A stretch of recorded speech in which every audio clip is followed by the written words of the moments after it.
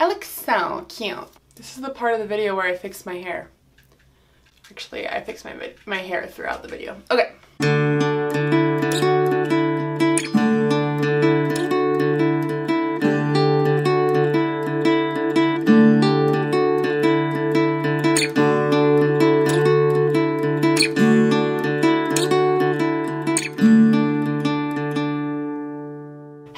It's Diabetic Danica and welcome back. So for this video, I am finally going to be answering the question that I get asked all the time, all the days of all the years.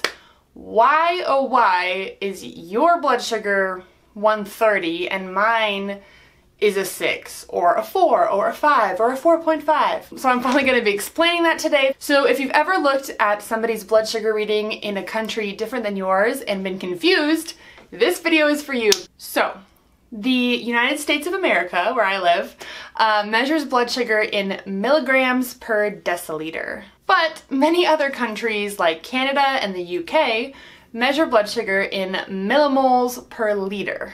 This means that when you check your blood sugar, a different number will come up based on what unit of measure is being used. So think of it like this.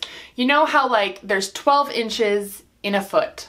12 inches and a foot are the exact same distance. It's like this-ish. So 12 and 1 sound like very different numbers, but it's just because the unit you're using to measure it is way different. It's 12 inches versus 1 foot. Another example would be like there's 2.2 pounds in a kilogram. 2.2 and 1 are not the same number, but it equals the same thing because you're using different units of measure. There's 3 feet in a yard, etc., etc., etc. So 4 as a blood sugar in millimoles per liter is exactly the same thing as a 72 blood sugar in what I use, milligrams per deciliter. And as for why we use different measurements, I cannot tell you.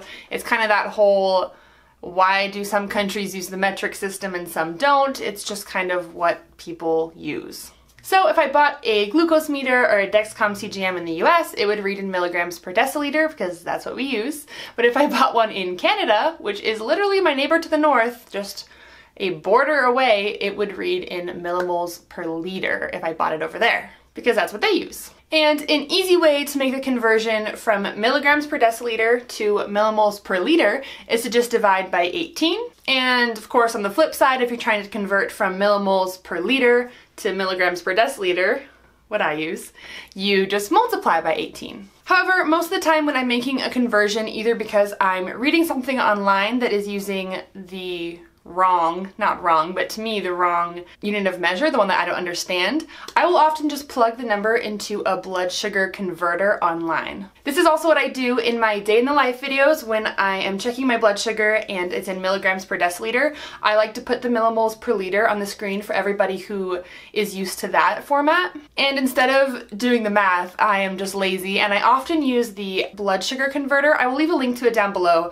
It's so easy. You literally type in your blood sugar and it'll convert it to the other one. And this is just a quick way to get the exact number that you want. And if you just Google blood glucose converter, it'll pop up as well. So for me, a normal blood sugar is anywhere from 70 to 120 is like ideal. When I was younger, it was like 80 to 180. I feel like anything under like 170-ish to me is good now. And of course it'll depend on you and your doctor and what you set up, but those are kind of the general ranges, anywhere from like 70 to 170, 180. In Canada and the UK and other countries as well, it'll be more like the 4 to 7 range, maybe up to 8 as well, maybe even up to 9 because 8 is about 140, so maybe even up to 9 is normal. I mean, it just depends on your individual blood sugar management, what you set up with your doctor. Of course, everything is individual, you know that. Okay, I get it. But yeah, so that is why those numbers are so starkly different and so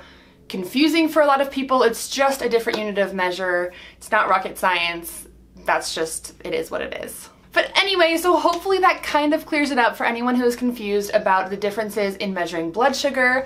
I, on the other hand, am really curious to find out what country you live in and which type you use. So I thought it was awesome because I was looking up which countries use which unit of measure, like which numbers, and there's actually a lot more than I thought that use milligrams per deciliter, what I use. I thought it was just the US, but there's actually quite a few. So I am curious to see what you guys use in the countries that you're from. So in the comments down below, put your country and your normal range of blood sugar so that I can see how many different people use the different types. And as always, thank you guys so much for watching. Don't forget to give this video a thumbs up if you really did like it, and subscribe to my YouTube channel for more awesome diabetes videos. Wow, did I just call my own videos awesome? Yes, I did. Sorry about that. It just lets you know when I upload new videos, and I make new diabetes videos all the time. So I would love it if you did that. And be sure to follow me on Facebook, Twitter, Instagram, Snapchat. On Facebook, I am Diabetic Danica. On Twitter and Instagram, I am dmarieisme. And actually on Snapchat, I'm dmarieisme as well. And lastly, be sure to share this video with your friends and family if you think they can benefit from it, or if you just kind of want to show them what's up. And I will see you guys next time. Thanks, guys. Bye.